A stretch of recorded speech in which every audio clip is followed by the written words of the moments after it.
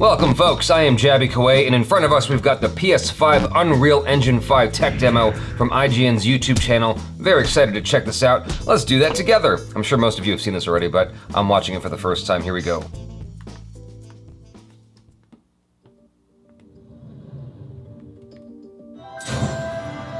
This has to be the right way. Get the fuck out of here.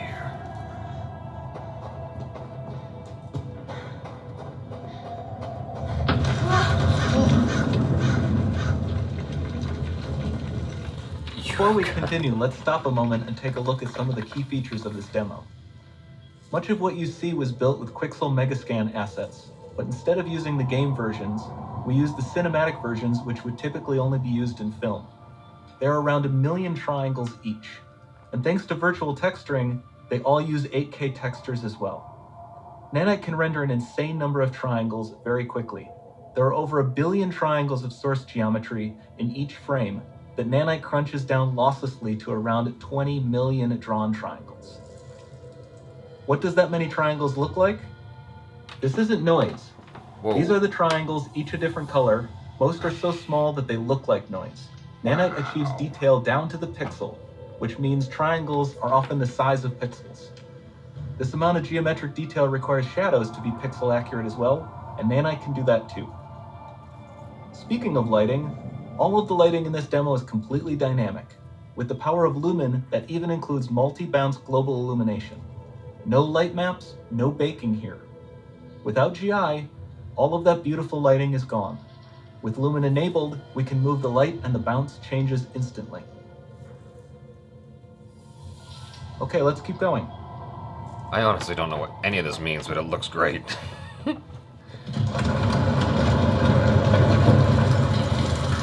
We've made some great additions to our audio system as well. Convolution reverb allows us to measure reverberation characteristics of real spaces, like actual caves that we sampled, and reproduce them in virtual spaces. Sound field rendering allows us to record and playback spatialized audio.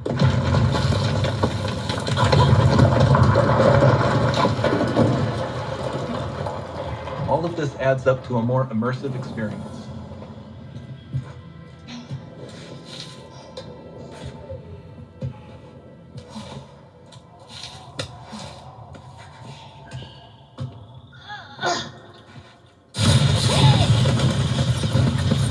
This swarm of bats was created with our Niagara effects system.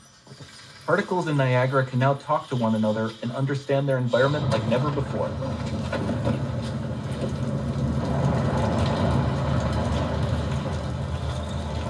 We've also added a ton of new functionality to run fluid simulations like you see in the water below.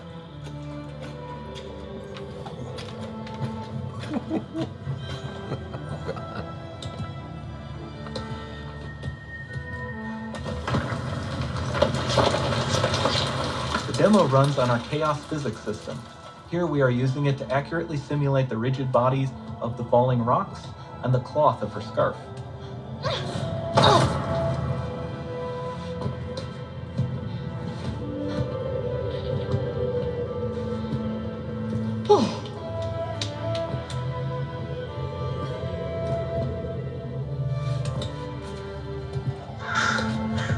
Now that the environment is so complex, we've needed to greatly improve our animation systems to adapt. We've added predictive foot placement and motion warping, which dynamically modifies IK and body position to look more natural. For the character to more realistically interact with the environment, we've added the ability to trigger seamless contextual animation events, like her hand on the door. That's promising.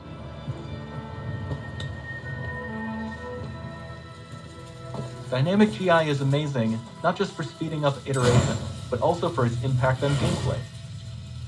Nice. Any light source can move while It still might having be. beautiful bounce lighting. Dynamic illumination means specular as well, which you can see on all the metal surfaces. You can even see the Niagara-powered bugs reacting to the light. Lumen not only reacts to moving light sources, but also changes in geometry.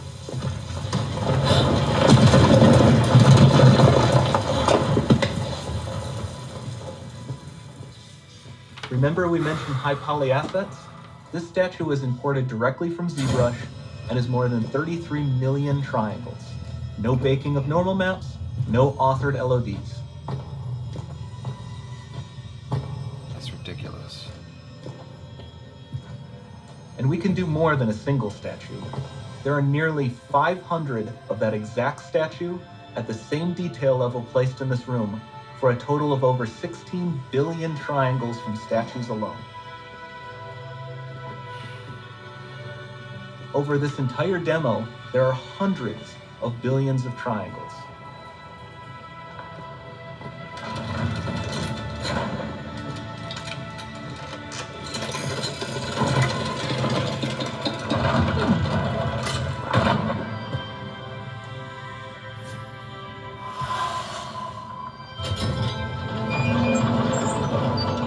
So with Nanite, you have limitless geometry, and with Lumen, you have fully dynamic lighting and global illumination, all running on a PlayStation 5.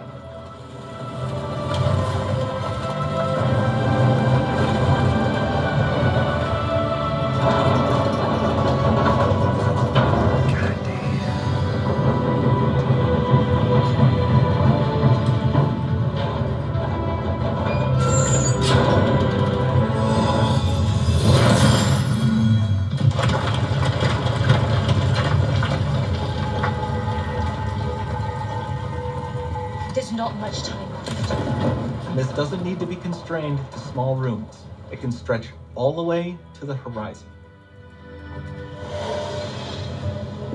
The portal is open. Don't fail me now.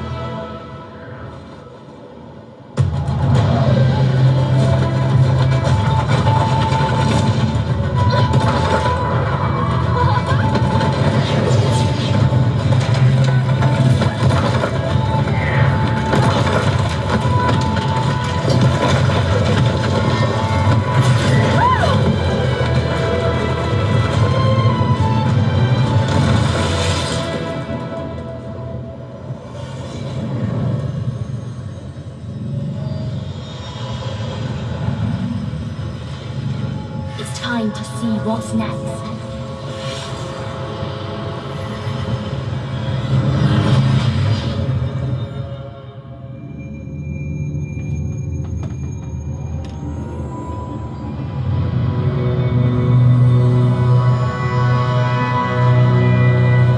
That is ridiculous. That is so ridiculous. I really hope this isn't like a lofty promise like the Kinect was back in the day. There's a great video out there, I forgot the name of the YouTuber who made it, who went deep into detail about the false promises that Microsoft made regarding the Kinect and how we all got duped. This looks so amazing. I mean, it looks, you're watching any moment and it looks photoreal. It just looks so lifelike. It's breathtaking. I can't. This is the kind of feeling I'm getting from watching this, and the kind of excitement that it's eliciting in me is the kind of excitement I was hoping for when PS4 and Xbox One rolled around. Because I don't know how you guys felt, but when PS4 and Xbox One came out, or when they were coming out, I had a hard time seeing like a huge difference. Like, yeah, it was a graphical upgrade. It was somewhat obvious, but at a glance, it was kind of hard to tell which system you were looking at. Now, there's a lot of people out there who would argue otherwise and say, oh, I could easily tell what was PS3, what was PS4. But once I got into the game, I forgot what system I was playing half the time. And to me, the PS4 looked like a minor upgrade from the PS3. So much so that you had a lot of overlap in the games. When PS3 came out, for instance, they weren't making the same game for PS2 and PS3. Whereas when PS4 came out, there was a lot of overlap between, you know, what games were on both systems. And so this looks like next level. This looks like they're really kicking it up several notches to the point where it's like, that definitely does not look like anything you'd find on PS4 or Xbox One. It just doesn't. That looks so photoreal. Like, you could just jump into that environment. And when she's flying around and whatnot, and it's just like smooth. I really hope this speaks to the level of quality, frame rate. Looks gorgeous. Like, he's spitting out all these, you know, all this little tech jargon stuff that I'm like, it just looks good to me. That's about as much as I can say about that. I don't understand half of what he's talking about, but of all of it accumulates in this.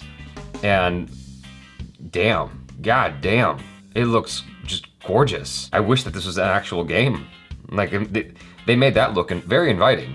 It's obviously borrowing from, like, the likes of Tomb Raider or something like that. I mean, I don't imagine this is based on any actual game. It feels Tomb Raider-esque with more magical properties infused. That's she's flying around and whatnot, so it's got that fantasy element. I am definitely getting my hands on the PS5 as soon as possible. I was going to wait because I feel like I always like adopt early and then I get kind of screwed. But this is one of those things where I'm just genuinely excited for the next system more than I was for the PS4, more than I was for Xbox One. Because like I said, those felt like, yeah, they were upgrades, but they weren't as dramatic as this looks to PS4. There is a very, very clear difference between that and the best of what you'll find on PS4, or the best of what you'll find on Xbox One. Xbox One has obviously Xbox One X has a bit more edge in terms of like graphical capabilities over the PS4 Pro, but that's hills and valleys way better. The one thing that I was a little uncertain about was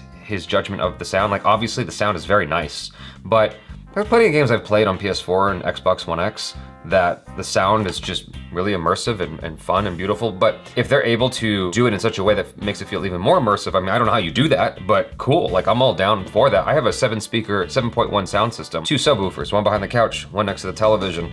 And so if there's a way for them to make that feel even more immersive, I'm all for it. I love sound. I love really, really good sound. Games have done a pretty darn good job of utilizing a 7.1 sound system, having played multiple games on this sound system I've had for years now. I recently upgraded my receiver to be a 4K receiver to get like the best I could get out of that, and it sounds awesome. So I don't know how much further. The sound has been pretty damn good for a long time. I don't know how much better you can take that, but it sounded good on my little Bose speaker here. I'm looking forward to how they're going to improve upon that as well based on what they laid out here. And that wraps it up, you guys. Thanks so much for hanging out. Let me know your feelings in the comments below. I know that everybody feels positive about this. Man, that is dope. That is so dope. It almost brings a tear to my eye.